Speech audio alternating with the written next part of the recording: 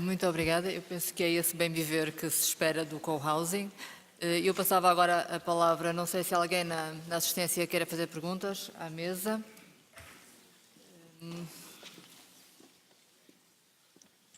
Não há ninguém que queira fazer perguntas?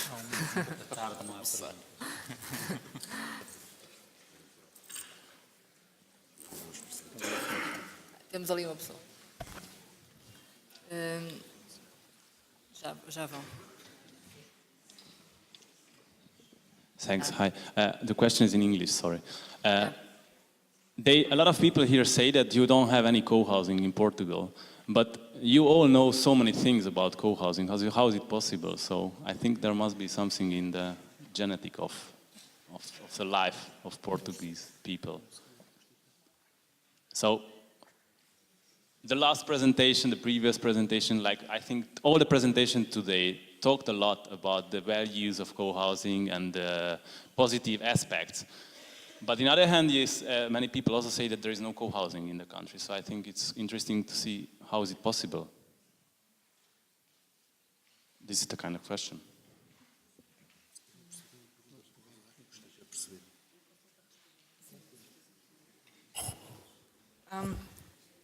We are not sure that we follow your question, but to my understanding, I think that we have now all the tools that we need to start implementing co-housing in Portugal.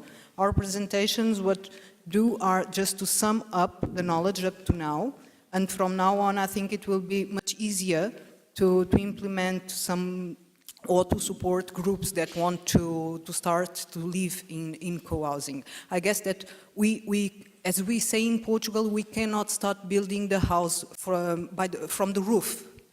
And now we have everything we need. No, we have like the local government, central government, cooperative associations, social movements, the charity organizations also enrolled, academia. So I think now we can just put our hands on the business and just roll with it.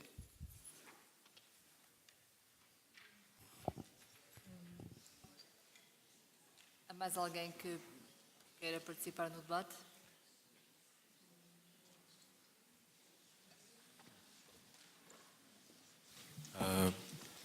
Queria fazer uma pergunta especialmente ao Dr. Jorge Teixeira. Queria que se ele pudesse desenvolver um bocadinho mais sobre o tema das diferenças dos espaços coletivos e espaços públicos que nós temos em Portugal. Acho que é uma questão que vale a pena desenvolver do ponto de vista da sociologia. O facto de termos imenso espaço público em Portugal, mas temos uma grande carência de espaços coletivos. E porquê?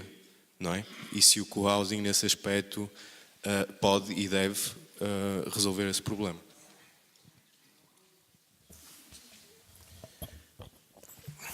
Vamos lá ver, o que é que define um espaço público? Um espaço público é aquele que, à partida, não exclui ninguém. Portanto, eu acho que nós temos muitos espaços públicos que, na verdade, não o são. Isto é, que têm condições de admissão invisíveis, desde logo a questão das acessibilidades que aqui já foi focada. Eu creio que o nosso grau de exigência deve começar por aí, por perceber que muitos dos espaços que se apresentam como públicos, na verdade, não o são. Nós temos também a ilusão, por exemplo, que os centros comerciais são espaços públicos. Não são espaços públicos. Nem em termos da propriedade, em termos jurídicos, nem em termos das suas qualidades sociológicas, ou sociais, ou culturais. Espaços públicos são espaços onde eu encontro a diferença e sou, por ela, atravessado e transformado. Isto é que é verdadeiramente um espaço público. Um espaço público implica, por isso, muitas vezes, conflito também. Implica compromisso de trabalho. E eu creio que, por vezes, nós queremos de tal maneira pacificar as relações sociais, queremos de tal maneira, como dizer, não arranjar sarilhos, para ser coloquial, que empobrecemos a qualidade dos espaços públicos e empobrecemos a possibilidade de eles serem espaços de encontro e transformação. Portanto, muitos desses espaços, na verdade, não são espaços públicos. O co-housing é uma solução de espaço coletivo, de partilha, que, a meu ver, tem que se articular com espaços públicos, precisamente, e espaços semipúblicos. Quando eu penso em semipúblicos, penso naquilo que são as ofertas das ofertas culturais, dos equipamentos, das cidades, etc. Creio que tem que haver uma articulação entre um espaço privado de partilha e de economia de partilha, com espaços semipúblicos e com espaços públicos. Penso que isso é que é, eventualmente, aquilo que podemos pensar como modelo a seguir. Não quero ser pretencioso em relação a isso. Pista, eu não sou especialista.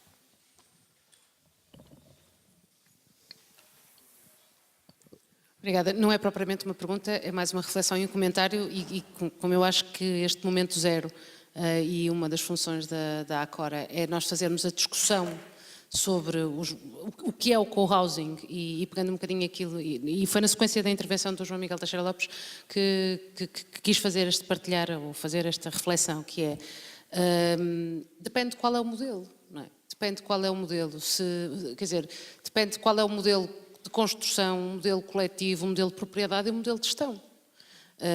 Porque um modelo de co-housing em que seja um condomínio privado fechado é um bocadinho aquilo que dizia o Renato, fica restrito àquela comunidade, pode ser muito interessante para aquela comunidade, mas não há uma relação com o resto envolvente. Se o espaço for um espaço construtivo clássico de habitação em que cada um é proprietário da sua casa, do seu espaço, e não for uma propriedade coletiva, por exemplo, e o modelo de gestão, não houver um modelo de gestão ou de cogestão, não deixa de ser, pode ter todas as características físicas que nós entendemos interessantes, espaços coletivos só me vem a palavra em inglês de facilities, peço desculpa, mas de lavandaria, de cozinha, etc. Mas depois a inter-relação entre as pessoas que lá vivem não existe, porque cada um é proprietário do seu fogo, digamos, ou da sua casa, e não há uma propriedade coletiva. Portanto, eu acho que depende do modelo de arquitetura, do modelo de desenho, mas acima de tudo do modelo social de gestão e do modelo de propriedade. Era isto que eu gostava de partilhar convosco. Posso só fazer um breve comentário? Eu acho que é isso, é completamente na mousse, depende muito da forma como se desenha a coisa. E é muito curioso. Não se ouve. Peço desculpa. E agora, concordo em absoluto com o que estava a dizer. Já se ouve. Ouve-se agora? Já se ouve? Ótimo. E queria só salientar aqui pensem num detalhe, não é? Que tem a ver com esta questão de como é que se desenha. Há pouco vimos, um dos exemplos que acho que todos achámos interessante foi o exemplo que a senhora vereadora mostrou de trazer uma creche para dentro deste registro de habitação ou de habitação sénior. Ao cabo, o que nos agrada aqui é claramente a intergeracionalidade e perceber que começam a existir lá coisas que não são séniores. É? Agora pensem numa coisa, a gente várias vezes já dissemos hoje ao longo do dia, pode ter cantina. Então não pode ter um bom restaurante? E um bom restaurante que esteja aberto ao público, que não só aqueles que lá vivem. Eu sei que parece quase a mesma coisa, mas as palavras importam. Se a gente desenhar uma coisa para ser uma cantina, se calhar só aquelas pessoas que lá estão dentro do ambiente é que vão lá comer à cantina. Mas se dissermos assim, não vai haver aqui um espaço de restauração que vai ser explorado por um privado e vai ser desenhado para ser um bom restaurante. Quer dizer que pessoas que não vivem naquele espaço habitacional vão ser convidadas a entrar dentro desse espaço e a cruzarem-se espontaneamente com as pessoas que lá vivem. Ou seja, o desenho e o modelo de exploração é muito importante para o significado e para o que este conceito vai ser. Ele, neste momento, eu diria que isto é talvez uma deformação de um designer ou de alguém que trabalha na materialização. Mas os conceitos, como o conceito de co-housing, são abstrações. É uma abstração. O próprio conceito de democracia é uma abstração. Como é que se concretiza? É com o Parlamento, com pessoas a votar? O conceito de bem viver, como é que se concretiza? O conceito de férias, como é que se concretiza o conceito de férias? Será que todas as pessoas têm mesmo férias? Ou será que há pessoas que não têm férias, têm só tempo livre e não têm férias? A materialização das coisas dá-lhes sentido. Portanto, o desenho, a forma como se conseguir desenhar esta primeira experiência, ou as primeiras experiências, vão ser fundamentais para o sentido que elas vão ganhar.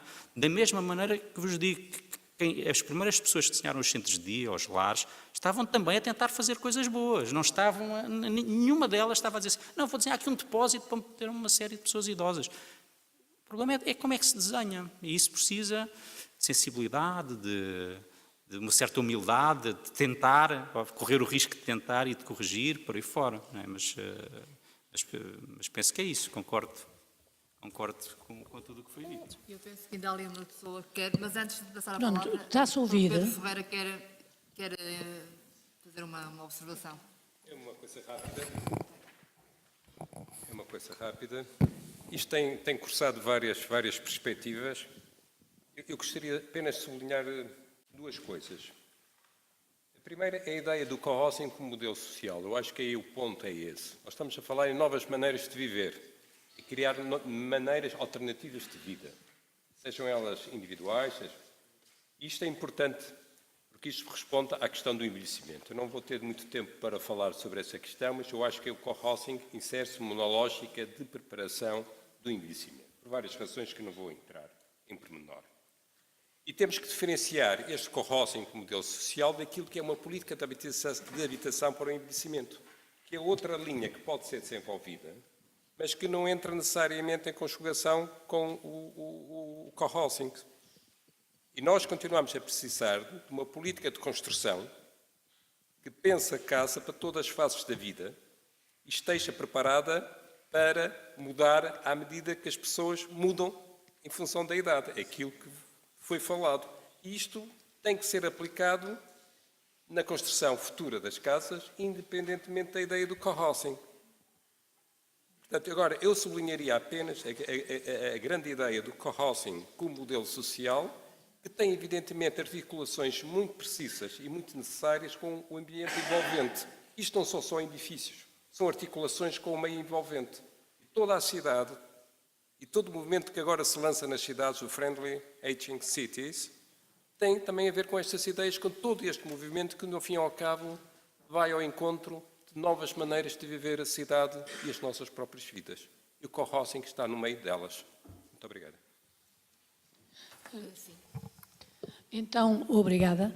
É assim, eu ouvi várias áreas de saber, mas só aqui penso que o João, né? Penso que o João, a última intervenção, falou um bocadinho dos economistas.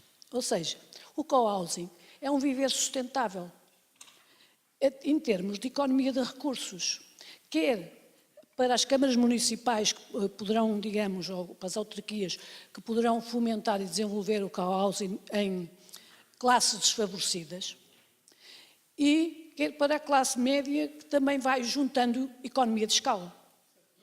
Ou seja, lamento que não esteja nenhum economista aqui a falar sobre isso. Pronto, eu como formação sou economista, pronto, deve ser, senti-me um bocadinho mais tocada, e é uma grande contradição que eu chamo. Por um lado, falta capital, por outro lado, é uma economia de recursos. Portanto, o co-housing ou o co-living leva à economia de recursos. Porque, e agora, nós temos, como latinos que somos, temos o complexo da propriedade. Quem é que isto vai pertencer? Quem é que isto vai... Ora, nós, os que já estamos à porta do co-housing, ou desejosos do co-housing, nós somos proprietários de casa. Não nos interessam, como de manhã me responderam, rede das controladas. É o modo de vida que nos interessa. O modo de gestão que nos interessa. Porque nós somos proprietários, ou seja, somos uns potenciais vendedores de casas, que também, curiosamente, vai influenciar a oferta e a carência da habitação. Portanto, isto tem a ver mesmo o co-housing com o modo de vida, nosso modo de vida. E é evidente que agora a última intervenção foi muito boa, mas isto requer gerações. Alterar o modo de vida das cidades. Nós não estamos cá para a próxima geração. Queremos viver um co-housing agora. Queremos vivê-lo porque temos ainda energia para viver, para ser úteis, para partilhar, para viver, e, essencialmente, é uma grande economia de recursos para a sociedade. Pronto, obrigada. Muito obrigada. Eu penso que isto não foi bem uma interpelação, foi mais uma reflexão. Mas se alguém quiser fazer algum comentário, pronto. Mas temos mesmo que terminar. Pronto, então será... Eu chamo para o e só juntar mais um momento desta discussão, que eu acho que tudo isto que foi dito hoje abordou vários aspectos que têm a ver com aquilo que são os propósitos das pessoas que estão aqui, que é aprender um pouco sobre quais são as perspectivas do co-housing, sem deixar de perceber que há integração social, que há diferenças de atores, que há pessoas idosas, que há pessoas novas, que há vários tipos de pessoas que se podem integrar nesse tipo de habitação. E eu queria só deixar este pequenino momento para reflexão, que tem a ver com os jovens estudantes universitários que se deslocam de periferias, que às vezes são de 50 km em relação, por exemplo, ao Porto, mas que não têm transportes públicos que lhes permitam ir e vir de casa de forma a poderem deslocar-se para a universidade e que são obrigados a ficar na cidade em locais que sejam mais acessíveis ao sítio onde estão a estudar e que se confrontam com uma situação de pessoas que lhes pedem 300 a 350 euros, a 400 euros, sem cheques, sem transferências, sem recibos, dinheiro vivo, para poderem ficar na cidade a estudar. Portanto, esta especulação, assim como se falou aqui da especulação imobiliária e da gentrificação na cidade, há um aspecto muito importante que tem a ver com esta questão dos jovens universitários, dos jovens que se deslocam das periferias e que não é preciso serem grandes quilómetros, bastam 50 quilómetros. Se houvesse um bom transporte público, esses 50 quilómetros eventualmente não levariam a que esses jovens se tivessem que alojar em condições idênticas àquelas que se estão a passar agora e que fazem com que haja grandes dificuldades. E eu pergunto-me se esta questão dos jovens universitários não será também uma questão a colocar neste modelo do co-housing, quer para a diferenciação das diferentes, portanto, das idades e das pessoas que viverão ou viveriam num co-housing, para enriquecimento dos próprios jovens e para enriquecimento também dos próprios idosos ou menos idosos ou dos adultos que aí vivem, tentando criar uma sociedade que seja mais dinâmica e que seja também partilhada por todos, com todas as suas dificuldades e todas as suas coisas boas. Era só esta. Obrigado. Eu vou aproveitar só para fazer um ponto de ordem. 100% de acordo em relação à última intervenção, 100% de acordo. Contudo, de facto, a Ácora focou na questão sénior, porque a questão sénior, de facto, é aquela mais emergente, como diz a Luísa. E são aqueles que cada dia vão estar pior. E cada dia vão ter menos capacidade de resolver os seus problemas. E pronto, e eu acho que nós temos que focar as coisas, mas todos nós aqui, quase de certeza, somos apologistas do co-housing intergeracional. Portanto, 100% de acordo. Só para agradecer a todos vocês, acho que tem sido um dia riquíssimo e, portanto, hoje estamos todos, de facto, a nascer muito bem aqui. Só para dizer uma coisa, um ponto de ordem, se me permitem. Como eu vejo o co-housing, é um espaço de liberdade, completamente um espaço de liberdade, porque é autopromoção. E, portanto, é o auto-bem-estar. Quer dizer, cada grupo vai definir o seu co-housing. Portanto, que ninguém pense que vamos criar um modelo de co-housing. Cada um está implicado a fazer com o seu grupo o seu co-housing para criar o seu bem-estar. É claro que também vamos suscitar co-housings mais institucionais, portanto, mobilizar as instituições. E essas vão ser mais estruturados, com mais coisas. Mas, na gênese, o co-housing é autopromoção e autogestão. E, portanto, sendo assim, é um espaço absolutamente livre. Cada grupo vai definir as suas regras, a forma como quer interagir com o espaço. Como diz o Teixeira Lopes, foi fantástico. Muito obrigado, parabéns. De facto, a ligação do espaço interior e o espaço exterior é fundamental. Mas vai depender, efetivamente, do grupo. O grupo vai definir o que é que quer fazer, quer criar o seu bem-estar. Eu acho que queria só fazer esse ponto de ordem, porque me parece que algumas pessoas estão à espera que nós criemos um modelo. Não vamos criar mesmo modelo nenhum. Cada um vai ter que fazer mesmo o seu, porque é do seu bem-estar que se trata. E, portanto, não queremos dirigismos. Agora, Queremos, naturalmente, que os poderes públicos facilitem, na medida do possível, até criar algum co-housing social, eu penso que vai ser necessário, mas naquele extrato que a Luísa tanto fala, de facto vamos ser mesmo nós, quer dizer, vamos ser, se calhar os que estão aqui, que vamos criar os co-housings à nossa dimensão e com tudo aquilo que nós queremos. Exatamente. Mas eu há pouco no Coffee Break disse à Luísa que já estava para ter intervido no momento anterior, porque dou-lhes parabéns porque a Luísa está a pôr aqui a emergência do assunto. Ela está tão, quer dizer, por um lado é tão militante do co-housing e por outro lado também é emergente, diz, temos que ter isto amanhã. Mas começamos hoje para termos amanhã. Ok, obrigado.